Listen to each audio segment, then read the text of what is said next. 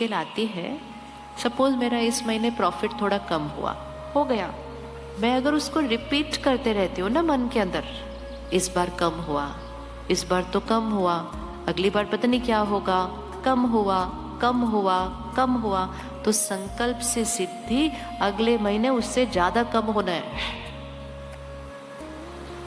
तो अगर कम हुआ तो हमें क्या रिपीट करना है? क्या रिपीट करना है? क्या रिपीट करना है?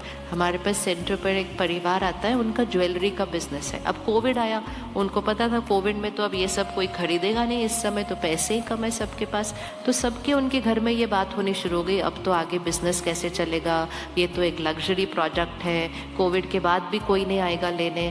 तो वो एक बहन जो उस घर में है, जो रोज सेंटर पे आती है, उसने ये सीख लिया था, जो हो रहा है वो नहीं बोलना, जो चाहते हैं कि हो वो बोलना है।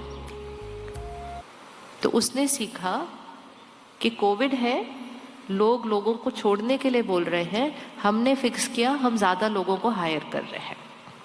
अब सबने कहा इम्पॉसिबल, ये तो हो नहीं सकता। हो सकता है कि नहीं हो सकता हमें पता नहीं, हम इसको सोचना शुरू करते हैं सिर्फ कि हम तो लोगों को और हायर कर रहे हैं, लोग सैलरी कम कर रहे हैं, हमने सोचना शुरू किया हमने तो लोगों की सैलरी बढ़ा दी है। फिर उसने अपने हस्बैंड को पूछा क्या टारगेट है आपको, क्या अचीव करना है अपने बिजनेस में? तो उसने कुछ लाख का कुछ तो उसको बोला। उसने कहा आप ये टारगेट रखो कि हम एक महीने में 1 CR टच करते हैं अपने बिजनेस के अंदर।